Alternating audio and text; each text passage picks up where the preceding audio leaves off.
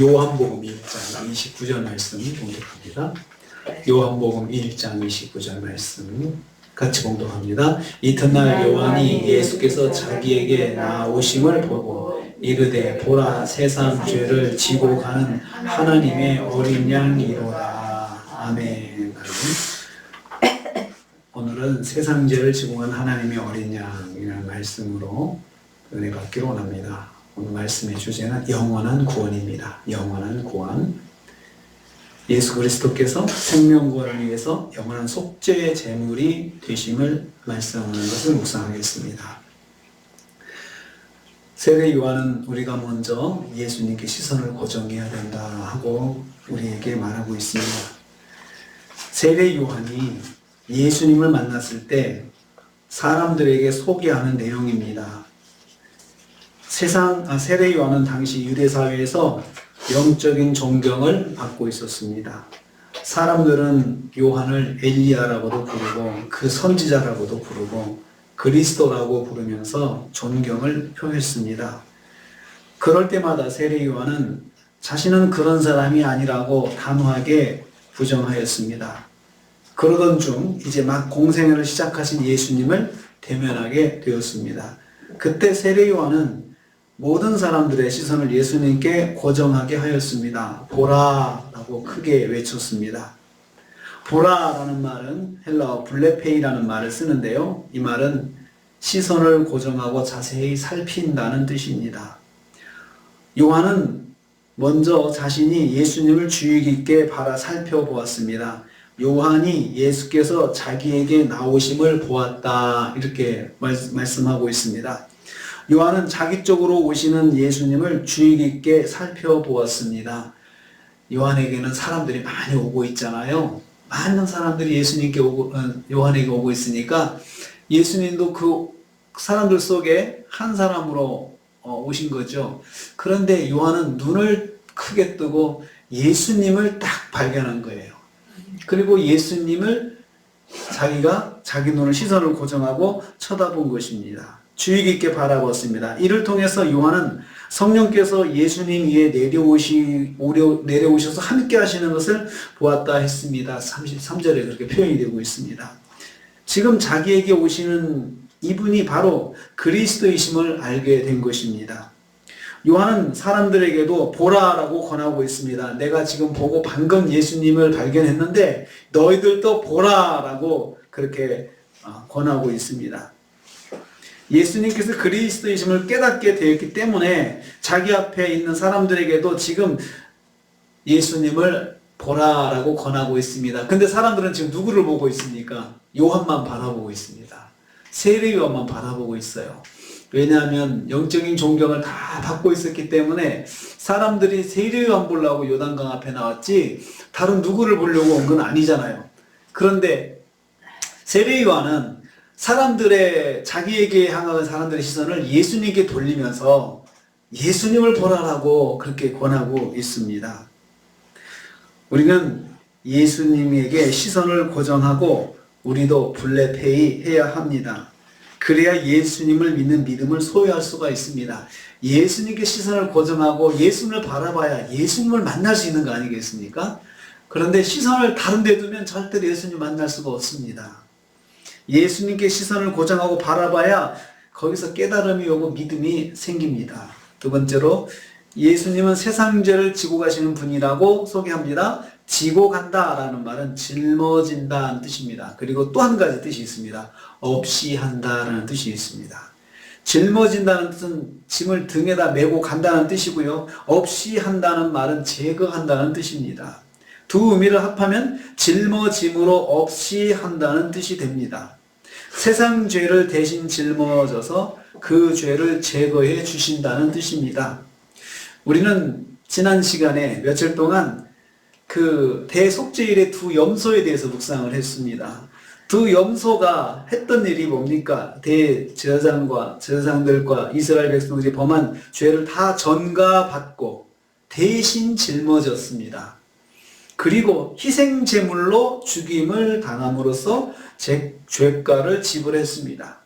그리고 제물의 육체는 진영 밖으로 나가서 불태워졌습니다. 아사셀 염소는 깊은 광야로 끌고 가서 몰아내므로 죄값으로 죽게 하였습니다. 이 두 염소가 죄를 다 짊어지고 광야로 가기도 가서 죽고 아니면 희생제물로 죽임을 당하고 그렇게 했지요. 이 두 염소가 예수님을 예표한다고 했습니다.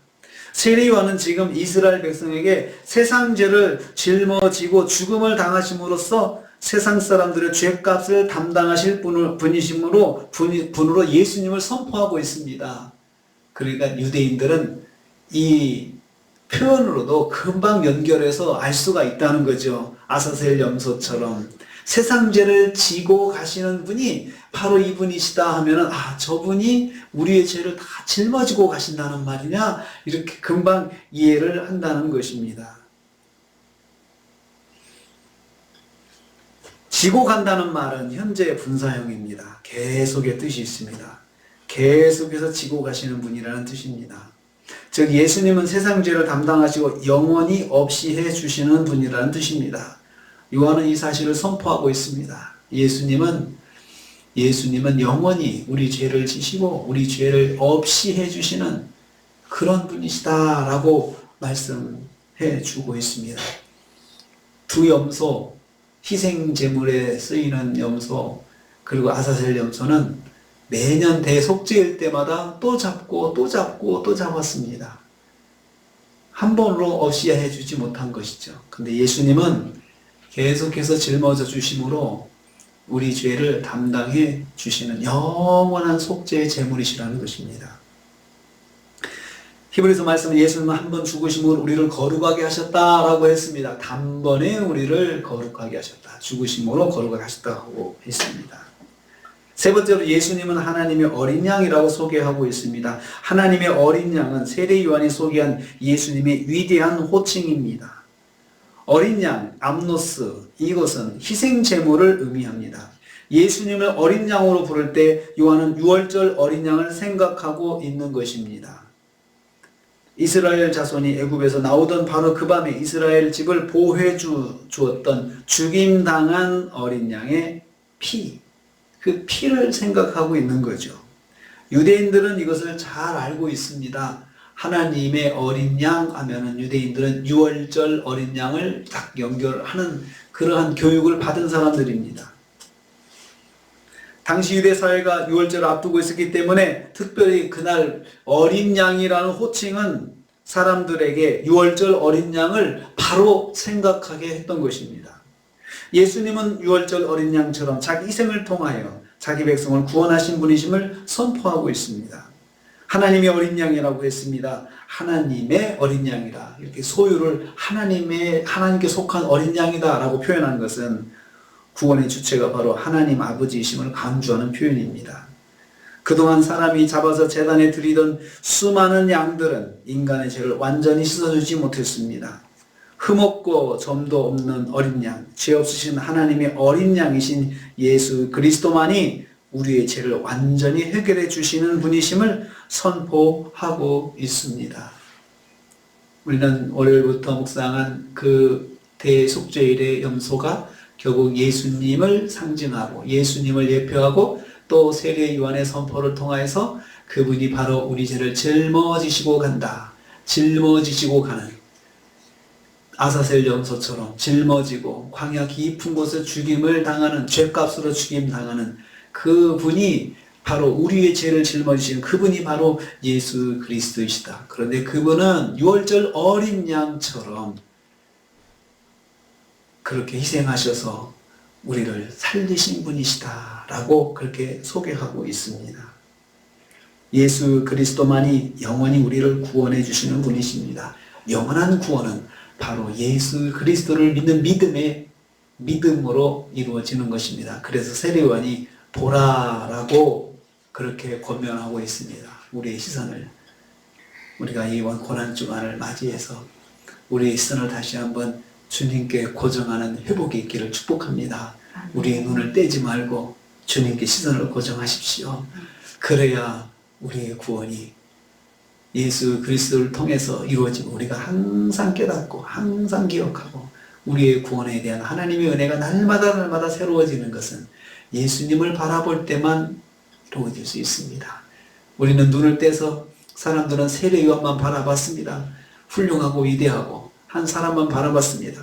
그리고 사람들은 세례요한 바라본 것이 아닙니다. 자기에게 필요한 것들, 세상 것들을 바라보면서 거기서 기쁨을 얻으려고 그러고 거기에서 뭔가 자기에게 소원이 이루어진다고 생각하고 그것을 계속해서 바라보죠. 소망하고 있죠. 그렇지만 우리 성도는 오직 예수님만 바라보아야 합니다.